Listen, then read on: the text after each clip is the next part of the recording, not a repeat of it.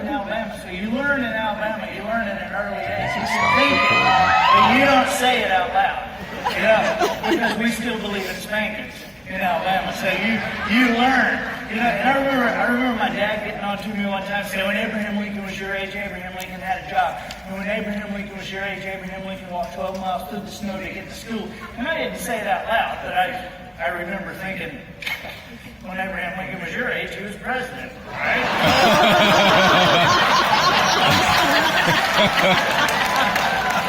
But these eyeballs keep coming and going to me, and I just see parallel lines. It's why I've ended up working with a lot of different things. I don't have any particular expertise except for human behavior, I think. I work with special operations, have for a number of years. I work with our intelligence community. I work with a lot of companies, a lot of teams.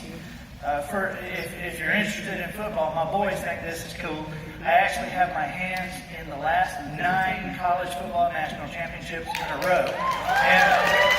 And the funny thing is, you know, I'll get off the phone with Urban Meyer or Nick Saban, and my wife will say, "Do they know that you only played football in the 6th grade?" Yeah, they do.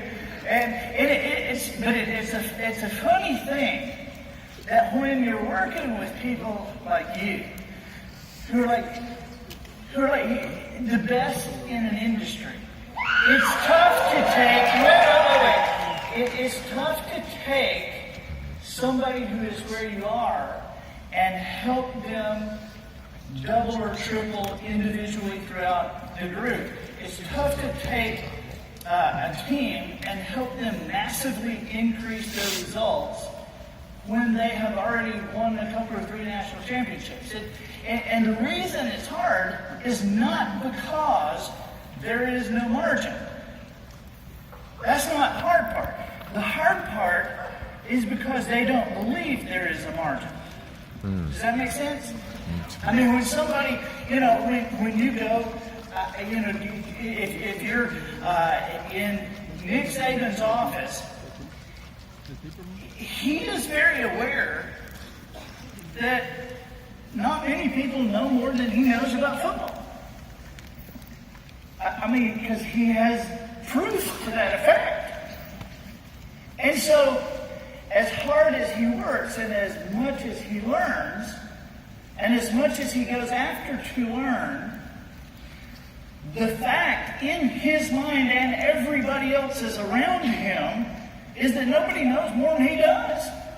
And so, how could you possibly have a ton of margin? Because it's never been proven to the world that it even exists.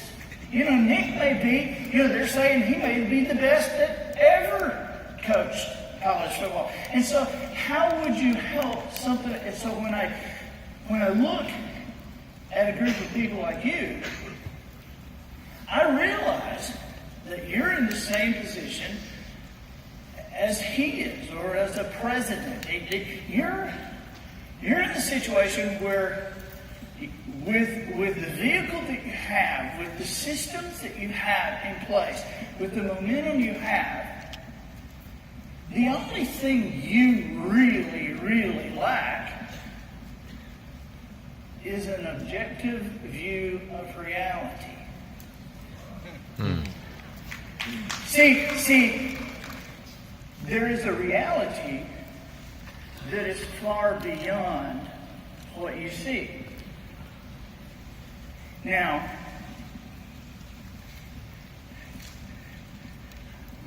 I find these realities on the edges. I find them with perspective, which perspective is huge. You know, perspective is the only thing that can totally change results without changing a single fact. You know, when I was 19 years old, my parents died. My mom died of cancer. My dad was killed in a car accident. So this was a crazy time in my life. But I've always had the ability to take a bad situation and make it worse. And I did. I made some bad moves and ended up literally homeless before that was even a word. You know, 35 years ago, nobody was talking about homeless people. That wasn't a term anybody used. But I was sleeping under a pier on the Gulf Coast, in and out of people's garages, which is not safe or smart. We still live there, by the way. In the town. We live in town. We live indoors now, but we live in the town. We live in Orange Beach, Alabama. It's the same place. A little town, 4,000 people.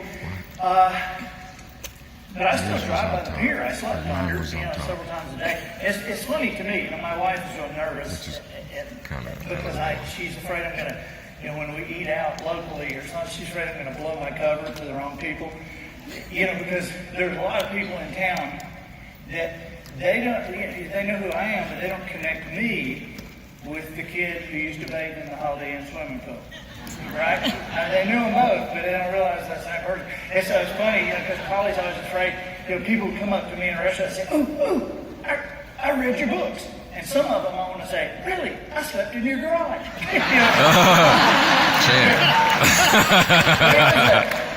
It was a crazy time, and I met this old guy late one night. His name was Jones. We didn't call him Mr. Jones. We just called him Jones. We didn't know where he was from. We didn't know where he went when he left. We didn't know where he stayed when he was there. Didn't know what he carried around in that old suitcase.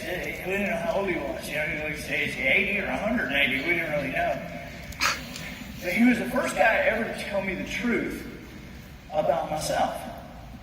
And it's amazing. The two things that I still think about a lot that he told me. One, we talked about some of the leaders last night, was you can't believe everything you think. Now, he told me that because when I was 23, I don't know what you were like when you were 23, and I'm so glad to be here. I'm honored to be here.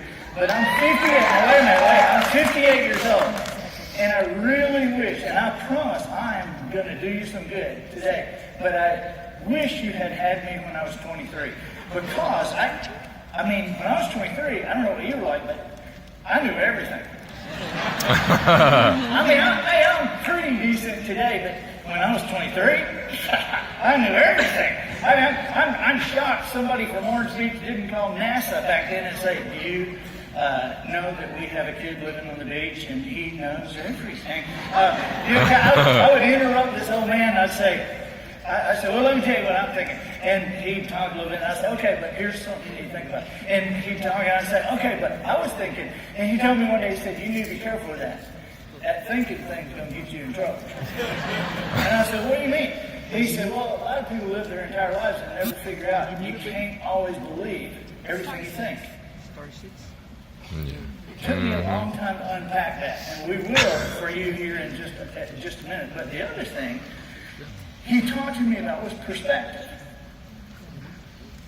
And he would talk about perspective so much that years later I kept thinking about it and delving into it and figuring on it.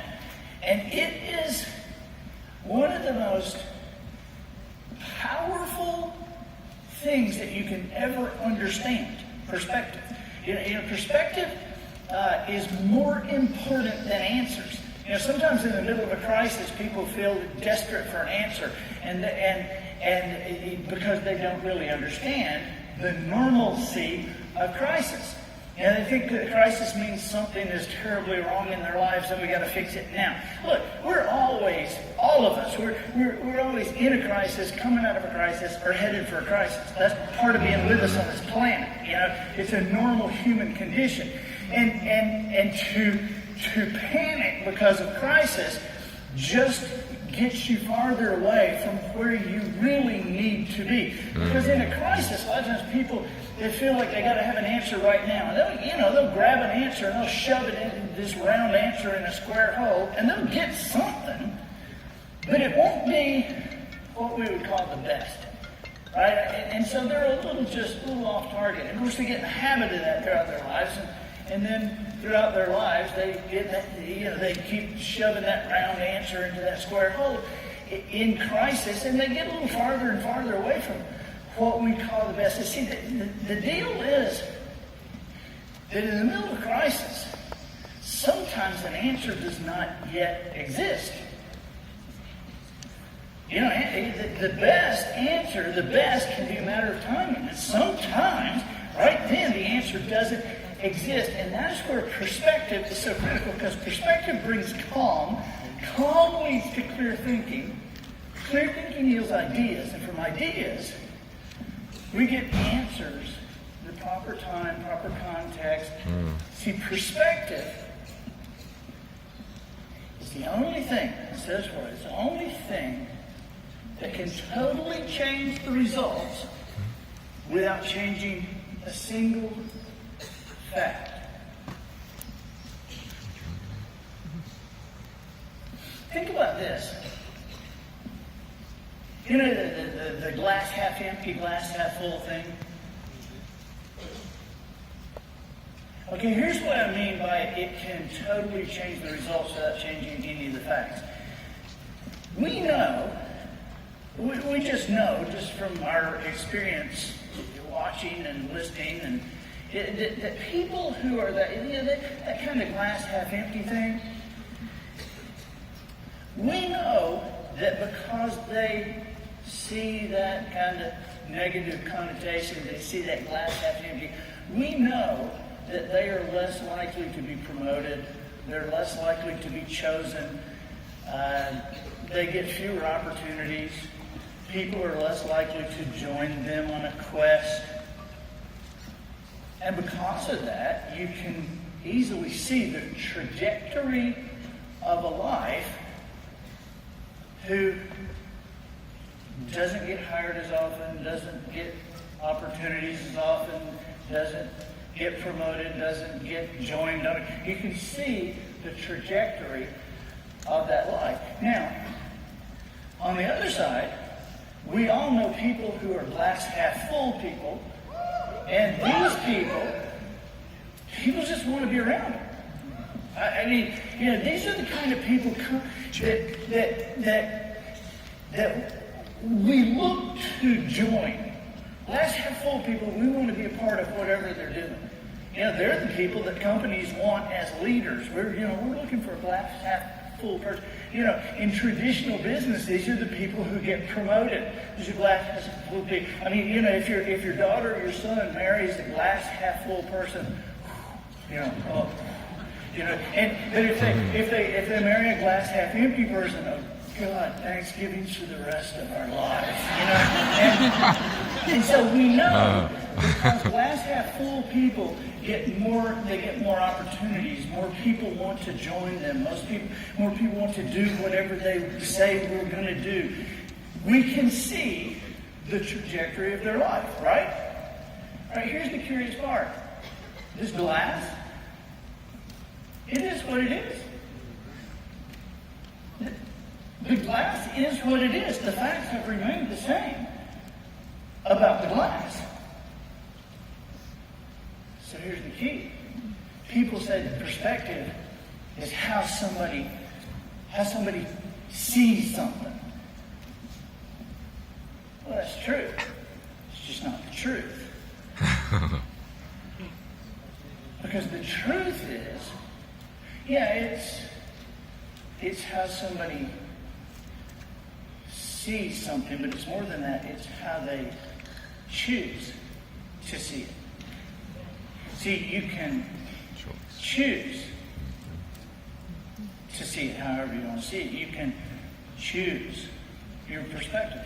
And I've worked with Chick-fil-A for a number of years, and when you look at what the Cathy family has done and look at the decisions they make, it's curious watching over a broad spectrum of what perspectives in the fast food industry will bring about. The numbers that are available for everybody are that the average fast food franchise in America, we take them all. Take them all. Checkers, Burger King, everything, Arby's, everything. The average fast food franchise in America grosses $800,000 a year. They gross that. That's what the average does. Now that includes the high and the low, obviously. Okay. One of the other statistics that is available that everybody gets is that Sunday is by far the biggest money day of the week. By far. A lot of reasons for that. You know, some of the reasons they say are that there's no specific breakfast, lunch, or dinner time. It's like it goes for hours. And but my point is that data is available for everybody. Okay? And McDonald's looks at that data, and their perspective is that Sunday is the day of the week to staff at the highest numbers, to put as many of their people in there, to get this food moving out, these people moving, just turn them through. Their perspective on that data is that Sunday is the best day to staff at the highest levels. Now, Chick-fil-A looks at that data, and it's the same data, and their perspective is there are things more important than a chicken sandwich. And their perspective is that Sunday is a good day to give their people a day with their families, to give their people a day of rest, to give their people a day to worship as they choose, to give their people a day to take a breath. That's their perspective with the numbers. Okay? Now, here's what's really curious about it. What's really curious about it is that the average McDonald's franchise last year did a little over $2.5 million apiece in America. Okay? And last year, the average Chick-fil-A franchise, not open 24 hours a day, with 52 fewer days in the year, averaged $4 million a franchise. There are things that you can look at, and just because everybody says it's so, does not mean it is so. As my granddaddy once told me, if 1,000 people look at something and 1,000 people say it's great, but it's not, 1,000 people are wrong. And my granddaddy said they can be sincere in their belief, but all that makes them is sincerely wrong. Check. Perspective is huge. And the other part, when I said all you lack is objective reality, let me tell you the truth. The truth about the margin that you have, right at this very moment, I see it better than you do. And the reason is because of what I had to do in my life. You know, working with the people that I work with and working with the companies that I work with, I do not have the luxury of celebrity, right? I mean, you know, there are some authors or some speakers or, you know, there's athletes. Peyton Manning Peyton Manning, they'll pay him $100,000 to come in and speak, and we all know what he's going to say anyway. And then we get to take pictures with him and go home and tell everybody he was there. Okay? And that's worth $100,000, I guess. Now, me, I'm not even a cheap version of a quarterback. Okay? And so nobody really cares if I'm there or if I'm not there, if they have a picture, because they show a picture, I got, look, I got a picture of it. Yeah, great, who was that? You know, I mean, it don't really matter, right? And so the only thing that I have to trade on is results. That's the only thing. And so because I'm kind of a nobody, I don't have I don't have a gold medal. I don't have a Super Bowl ring. I don't have a television show. I wasn't the hero of some national disaster we all remember and ended up on the cover of Time magazine. I wasn't the CEO of some major company. I'm a husband. I'm a daddy. I'm a business person. I'm a noticer, and my results that I produce because of that must be huge.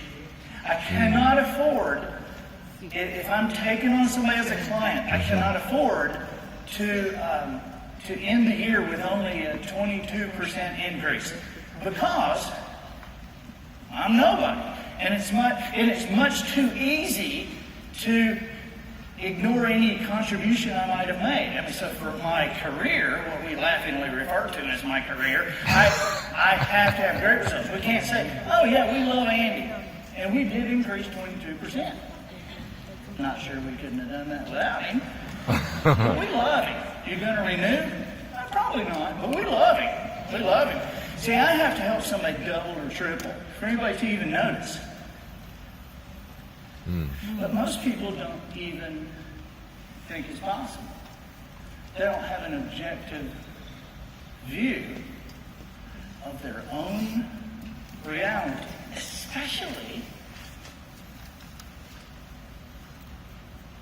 if they're in first place. Mm-hmm. So I have had to develop. It took me a long time to figure out, how do I avoid this 3 and 4 hours or this several months of this kind of doubtful look at me from coaches or from CEOs? How do I shorten the time on that? How would anybody even think that I have anything to offer? Because I'm kind of amazed too. When I am, working with the military, I wasn't in the military. How would they ever think there might be something, not just something else to learn? How could they possibly think there might be something for me? And here's what I developed. I'm going to do it for you. It'll take 120 seconds.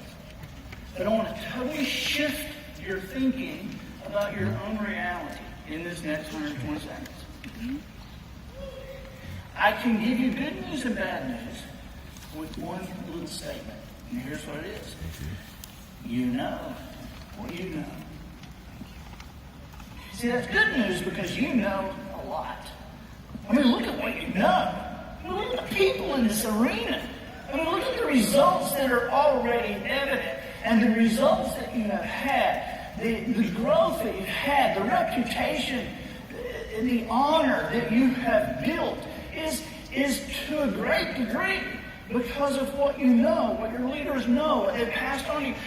You know a lot, and it's obvious to everybody.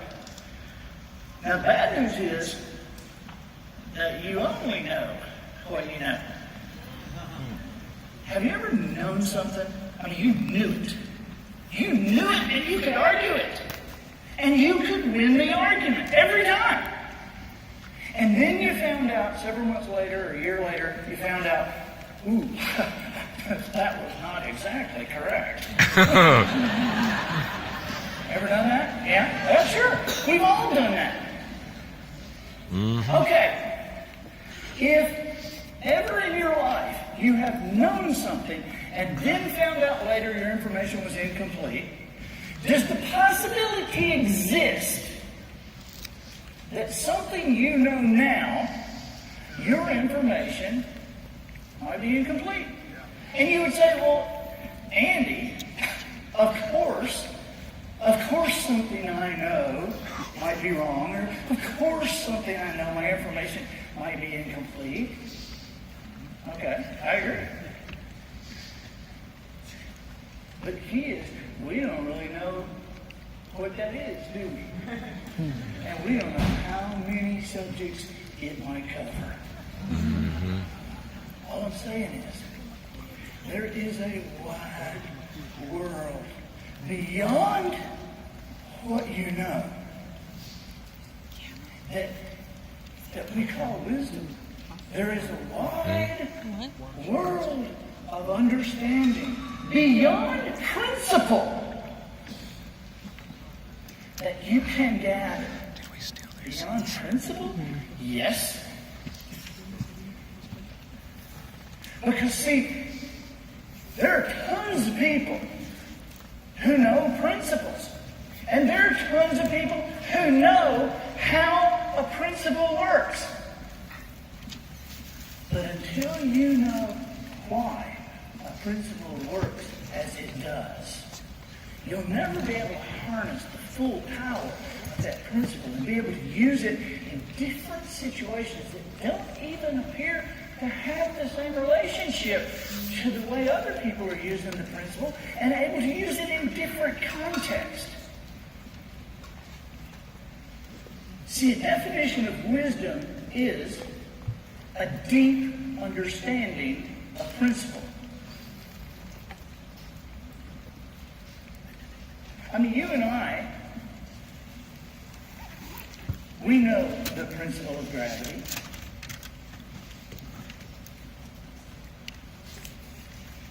Well, do we have a deep understanding of it? No.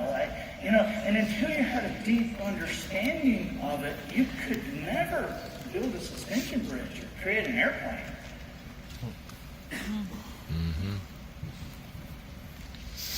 I mean, Newton identified gravity centuries before anybody ever really had a deep understanding of it. Now here's the curious thing about principle, is that the principle of gravity was working long before the apple ever fell on Newton's head. But once it did, and he was able to understand it, then he started a revolution where wisdom was harnessed for wealth and power. Now today, when we say wealth and power, that has kind of a tough connotation for people. But, I mean, really, in our world, somebody's going to have the wealth, somebody's going to have the power. Don't you want it to be the good people? You want it to be us. And so the idea of the beginning of principle is to understand how deeply we must dig. Because principles don't just work every time. They work whether you know them or not. You ain't got to know the principle of gravity to have it affect your life if you stumble off a cliff. It just will. You've heard ignorance of the law is no excuse. Ignorance of principle is no protection from the consequences of violating that principle just because you don't know it. Now, how does this translate to you? Here's the deal. When you begin to understand principle, and you begin to apply the many ways a certain principle can be applied, and you begin to gain wisdom in a certain area, you become hugely valuable as a human being.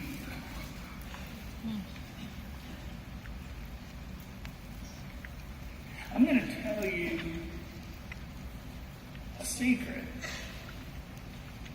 that will allow you financially to do whatever you want to do.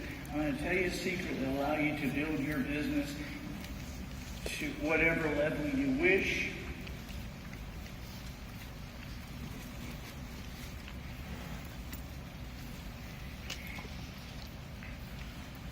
I tell people quietly, my friends kind of don't get it.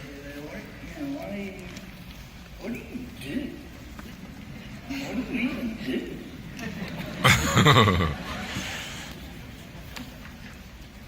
And I've had to think about it, and if I had to dial it down, here's what I do. I help companies, teams, families, churches, individuals. I help people compete at a level the competition doesn't even know there's a game going on. That's what I do. Okay? Now look, this is easier to do than you might think, because everybody competes in exactly the same way. I mean, they all do. I don't care if you're playing a game or running a business, everybody competes the same way. And I won't go into the details of it, but I will say this. Basically, people in business, and even, in direct sales, people compete with price and product. That's how they compete. And I will guarantee you that if we put truth serum fumes throughout this room, we'd find a lot of people that are a little concerned about the price of your products, and we'd find a few people that are a little concerned that we don't have this particular thing in our product. Let me tell you something. It don't matter. Because everybody competes with price and product. There's not a football coach in America who at some point during the season, from the NFL to the mini-mics, who at some point during the season doesn't say a version of this. Today I want everything you got. I want everything in you. I want your heart, your mind, your body. I need 100% of you. And I don't need 100% for the 3 hours we're in the stadium or for the 60 minutes on the clock. But 11, 12, 13 minutes total, 4, 5, 6 seconds at a time. From the moment the ball is snapped to the second that whistle is blown, if you can give me everything from the snap to the whistle, we got an opportunity to win this game. See, it sounds really good, but the problem is the coach on the other sideline said the same thing to his team. So everybody is given everything from the snap to the whistle. And if you are really better than them and you play every day, the best you could hope to do is beat them every time by a little bit. Because everybody's got to be good at the fundamentals. You got to know the fundamentals. You got to be good from the snap to the whistle. Well, let me tell you something. If you can figure out a way to legitimately compete, not just from the snap to the whistle, but from the whistle till the next snap, while everybody else is just standing around, you'll run them off the field. And there is a way to do it in every business I have ever seen, with every sport I have ever worked with, from Ryder Cup to Solheim Cup to World Series teams to Super Bowl teams. There is a way to do that. And in business, it ain't price and product. The best huge success, the biggest huge success, the first huge success I had was with a real estate company. When I started understanding all these principles several years ago, and we took one, it was a national real estate company, we took one of their people, one of their states, right in the middle of their 49 brothers and sisters, right in the middle of their competition, worked with them for a year, and they increased their sales 400%. 400%. And I don't know anything about real estate. I'll tell you how we did it in just a minute. But what I want you to understand now is the way you compete in a way that the other people don't know a game is going on is with you. It's you. I don't care what industry you're in. Let everybody else talk about their industry and promote their price and their products. And you have to talk about them a little bit, but the real product, the real thing, I don't care what industry you're in, the real product is you. It's you. You are the difference maker. You are the reason people will get in or not get in. You are the reason people will seek you out. Let me just tell you something. You can create such value with who you are. People say, personal growth, we want to become, we want to grow personally, but nobody ever says, why? What do you mean, growth? Okay, personal growth, Why? it's not just that we want you to become somebody other people want to be around. I mean, you gotta understand that, right? I mean, if we are not people other people want to be around, who is going to join us in our quest? Right? And if they get involved and find out we are not somebody they want to be around, who is going to stick with us on our quest? Right? So it's not just that, even though that is real. What I'm talking about is becoming the kind of person that everyone is drawn to. Listen, I promise you, if you have people in your life who will not listen to your business proposal, I hate to say this, but it's just a very simple fact. For whatever reason, there is not enough value in their life from you to them. Mm-hmm. Because I'm going to tell you something. If somebody is this person that, man, you changed my child's life. I cannot believe, I cannot thank you enough. For the rest of my life, I will be grateful to you. You changed my child's life. You gave them that book. You insisted they read it. We have a different child now. All right, so tell me they're not going to sit down with you for 5 minutes. Are you kidding me? See, the crazy thing about this real estate deal is when I say I didn't know anything about real estate, I mean, I really don't know anything about real estate. I mean, in my adult life, I've lived in 3 places. I lived under a pier. I lived in a condo for 3 years when Polly and I got married. And in the house we live in now. We've lived in the house we live in now for 25 years. People say, don't you want to get another? No. Don't you want to get a bigger place? No. We're fine. In a bigger house, just a longer walk to the bathroom. We're fine. Okay? I don't know anything about real estate. Check. And yet, I know what to look for, and I want to show you what to look for in human nature. And so as I'm sitting around with the leaders, I said, Joe, tell me how this works. And they said, what? I said, real estate. How do you make money? And they said, well, you sell it, you make money. You don't sell it, you don't make any money. It's pretty much all commission. And I said, oh, okay, well. So I see signs everywhere, so people just out there just selling everything that's for sale. And I said, well, no, there's the listing thing. I said, what's that? And they said, well, you know, if you're going to sell your house, you choose a listing agent. You sign a contract with an agent who's they're the listing agent. They're the one that has the listing for the house. And any other agent can sell your house, but they have to go through that agent. And so that means that if that agent sells the house they have listed, they get 100% of the commission. But because they have it listed, if anybody else sells it, they still get 50% of the commission. I said, really? What? There's what we got to do. All we have to do is list all the houses. And I said, yeah, okay, well, that's easier said than done. Well, it is easier said, but it is easier done when you know how people list their houses. I mean, if you look at college football, I mean, you've heard the announcers say those officials, they can call holding on any play they want to call it on. Okay, well, you better know who they are then. Because if it's that arbitrary, you better know who they are, because you want to act in a certain way when you're on the field, off the field, I don't care where you are. You want to act in a certain way that makes sure when they walk on that field, they like you.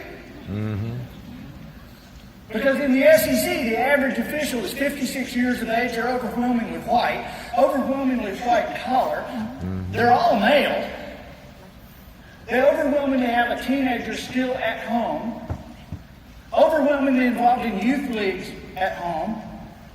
I mean, you just go all through it. So, you know, what the 56-year-old white professional people, what do they like? What do they don't like? I'll tell you what they like. They like having the ball handed to them. They don't like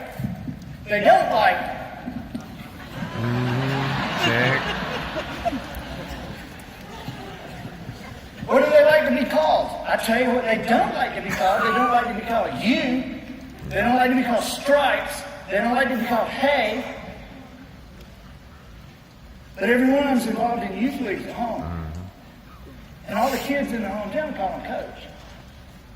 So when we go out there, make sure you call him coach.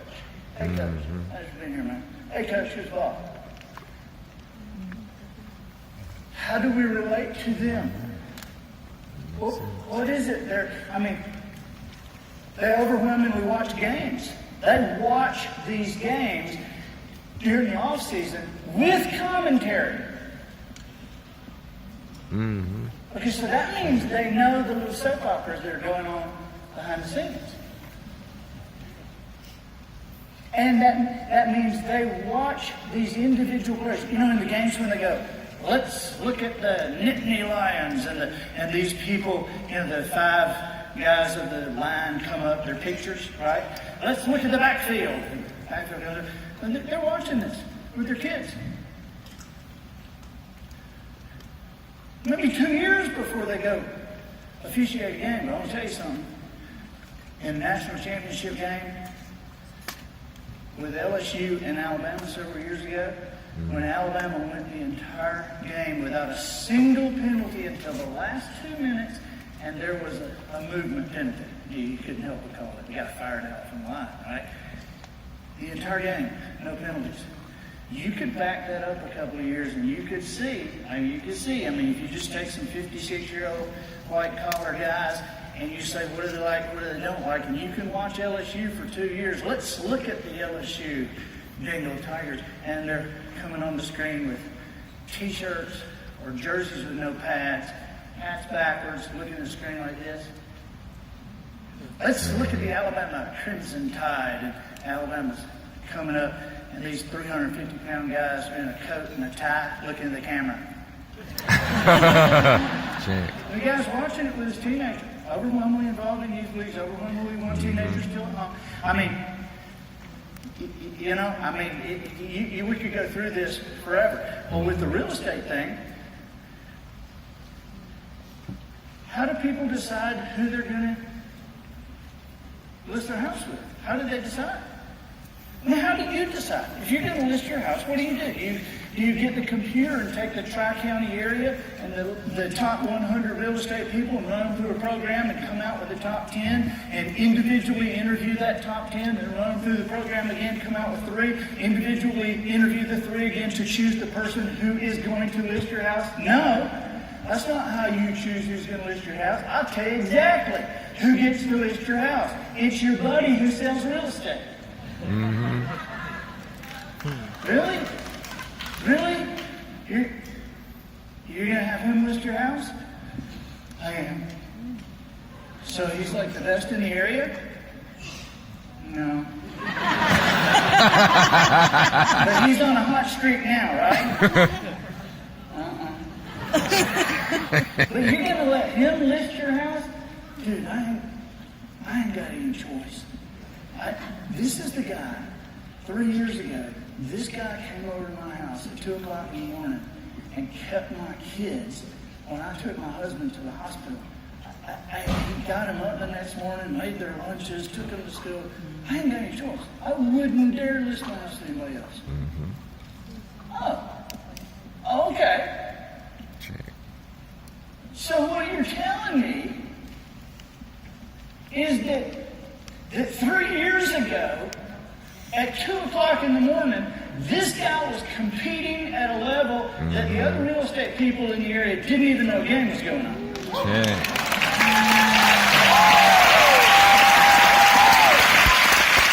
Now here's the thing. If you can understand how that happens inadvertently, you can make it happen on purpose. Andy, are you telling us to just do the right thing just so we'll get business? No. I'm telling you to get your eyes off yourself, get your mind off yourself, and look for ways to bless other people in your community. I'm telling you. I'm telling you is to do the right thing because it's the right thing. Now, I'm sorry that the way the world works is that when you do the right thing, you get blessings for it. I'm sorry, but that's just how it is, okay?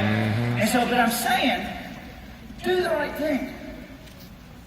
Become important in the lives of other people. You say, become important. Like what, Andy? What? And see, people think that value in the lives of other people means dollars and cents. Are you kidding me? You remember Norm from Cheers? Remember Norm, that told us that? You know, Norm was this big guy, didn't like his life. He had a wife named Vera. We never saw Vera, but he never had a good word to say about her, did he? Okay, he never had a good word to say about any job he ever had. And Norm was the guy who said, it's a dog-eat-dog world, and I'm wearing milk-bone underwear. That was Norm. And yet Norm he was at the end of that bar every single night. Why? Why that bar? That bar have any different kind of product than any other bar in Boston? Were the prices that much better? No. It was the one place in that poor guy's life that every time he walked through the door, everybody in there went, Norm! It's Norm! It's our Norm! Do you know what that's worth? You guys, there are people, in fact, I would say the vast majority of the people that you see every day in the lines at grocery stores, at the bank, waiting to pick up your children from school or taking them to school, at church, walking down. I mean, there are the vast majority of people you see every day. It has been years since any of them have gone anywhere and had anybody, and including their own home, and had anybody outwardly enthusiastic that they were there. You don't think you can add value to tons of people as you just navigate your daily life. Do you remember what it was like your first day in high school? Do you remember what it was like new school, or maybe you went to a new school? You remember what it was like the very first day that you're going down the cafeteria line and you're getting your food, and you get to the end, get your milk, pay the lady, and you turn around, and there's that huge lunchroom of kids. And some of them look up at you and they look back down. And some of them look up at you and keep their eyes on you and whisper to somebody next to them. And then somebody over in the back corner kind of half stands up and waves around and goes, hey! Remember that feeling? Thank you, God. Okay. Thank you, God. Guys, if we feel like this, there are people that go into a new high school every day that are life in a way. And you ain't got to be an idiot about it. It's just that kind of that, hey! Value on another human being. And when you compete that way, you'll be shocked at the people that will join you on your quest. And then, when you have wisdom as you become friends with them or find out anything about their kids, and you actually have something that you can help them with, your prospect pool will be endless. Hey, write this down. I'm going to tell you one more story, but before I do, write this down. This is a text number. I want to give you something. I know this doesn't sound like a text number, but 33444. That's a text number, 33444. And if you will text the word INSPIRE, INSPIRE. I've got a 5-day coaching thing that I'll give you. Okay, so it's free. Check. So if you text 33444 and put the word inspire in the message, it'll come back and ask where to download that to you. So that's just from me to you. I appreciate your leaders, and I have great respect for them, and I want to do that for you. What is proof that I want to get? And I hope by now you understand what I'm into. I'm into proof. You know, I'm not a motivational speaker. I don't like that. I'm not sure I even like them myself. Okay? Because I'm more into proof than I am encouragement. I think encouragement comes when we learn something we didn't know before that we can harness that is real. You know, I'm not necessarily into grabbing your emotions for a couple of days. You know, I want to do something that you can take and you can harness the rest of your life, and you don't ever have to see me again if you don't want to. I mean, I hope you want to, but if you don't want to, I still want to have done something that's more than just your emotional tide at the moment. The last proof that I want to give you is how much you matter.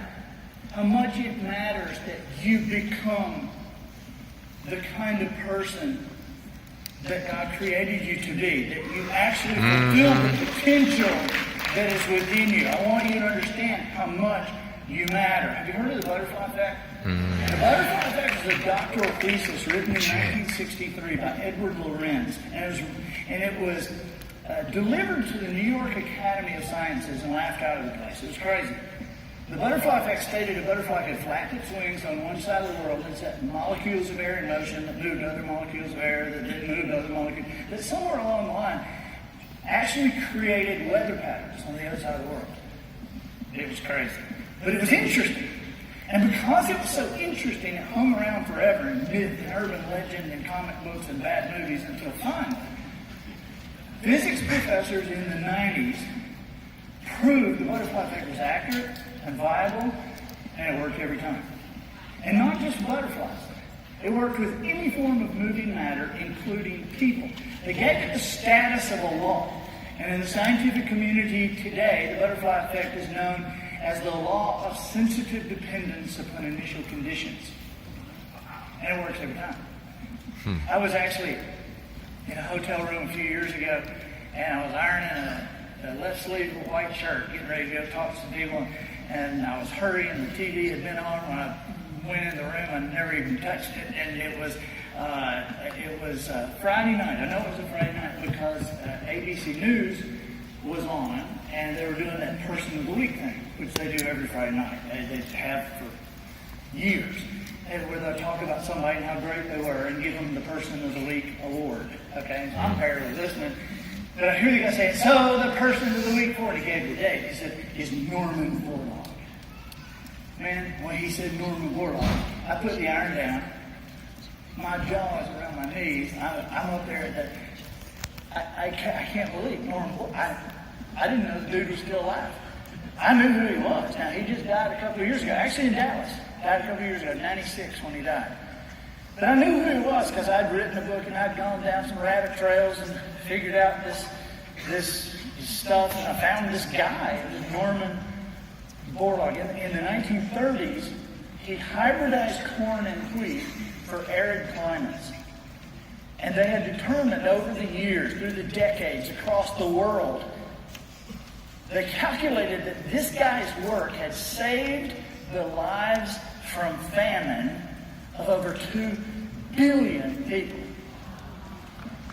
The guy saved 2 billion lives. And for that, he was Person of the Week.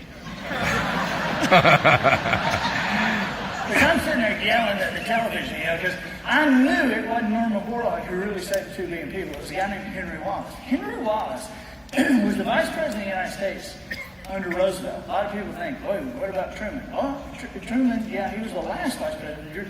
But curiously, remember Roosevelt was elected 4 times. That was before presidential term limits. And he actually had 3 different Vice Presidents. Isn't that odd? Truman was the last one. But the middle one was the former Secretary of Agriculture, a man named Henry Wallace, who, while he was Vice President of the United States, used the power of that office to create a station in Mexico whose sole purpose was to figure out how to hybridize corn and wheat for arid climates. And he hired a young man named Norman Borlaug to run it. And Norman Borlaug got the Nobel Prize. And Norman Borlaug got Person of the Week. But when you think about it, it was Henry Wallace who saved the 2 billion people. Really. Unless it would have been George Washington Carver. You remember Carver, don't you? The peanut stuff? See, one of the things people don't know about Carver is when he was 19 years old, a student at Iowa State University had a dairy sciences professor who on Saturday and Sunday afternoon would allow his 6-year-old boy to go on botanical expeditions with this brilliant student. And George Washington Carver was his babysitter, basically. It was George Washington Carver who took this 6-year-old and pointed his life in a direction. It was George Washington Carver who took this 6-year-old Henry Wallace, long before he ever thought about being Vice President of the United States, and put a vision in his life about plants and what they could do for humanity. It's amazing, isn't it? Think about George Washington Carver, all those years flapping those butterfly wings, that peanut. 266 things he developed from the peanut that we still use today. For years, he flapped his wings with the sweet potato. 88 things he developed from the sweet potato that we still use today. And while nobody was looking, he took a couple of weekends with a 6-year-old, flapped his wings with a little boy, and just happened to save the lives of 2 billion people.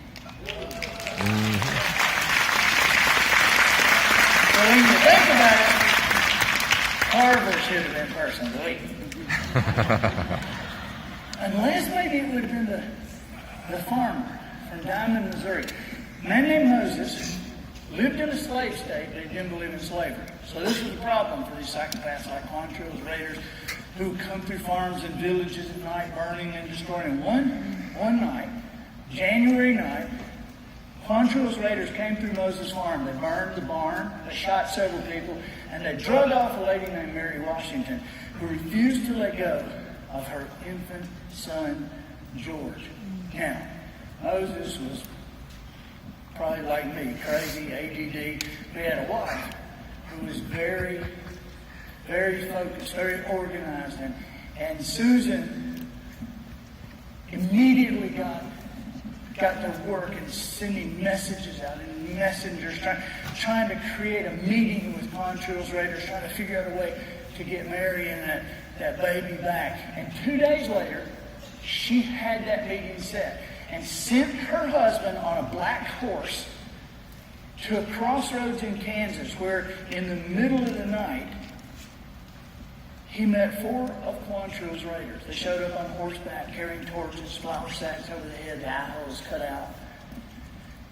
And there he traded the last horse they had left on that farm for what they threw him in a burlap sack. And as he caught it and they thundered off, he went to the ground, and there in that darkness, his breath coming out against that cold black night, he pulled out of that burlap sack this cold, naked, almost dead baby boy. He jerked open his coat and his shirts, and he put the baby in next to his skin and covered that baby up, and he walked that baby out. And all the way home.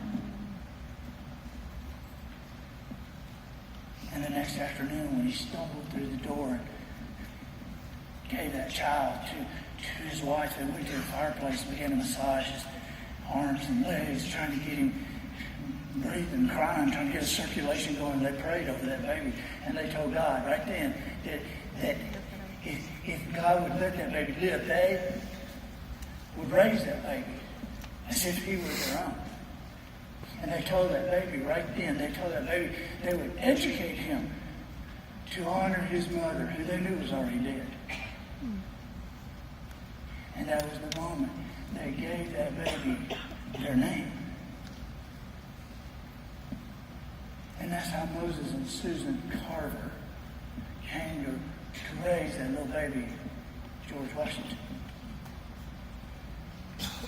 So, when you think about it, maybe a farmer's wife from Diamond, Missouri, to save the 2 billion people. Unless, I mean, how far back can we go, really? Right? How far back can we go? To show whose move at what time really was the move that saved 2 billion people, a number that continues to increase while we sit here. How far back can we go? And how far forward can we go in your life? How far forward can we go to show the difference you will make by the actions you take or don't take? Because everything you do matters, and everything you don't do matters just as much.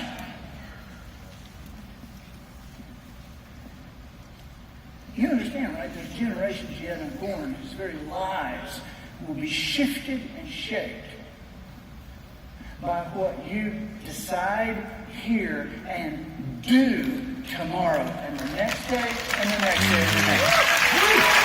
Because everything you do. Listen, last thing I want to tell you, I'm not just hoping you do great things with your life. I am expecting it. Because everything you do matters not just to you or your family or your business. Everything you do matters to me in Orange Beach, Alabama.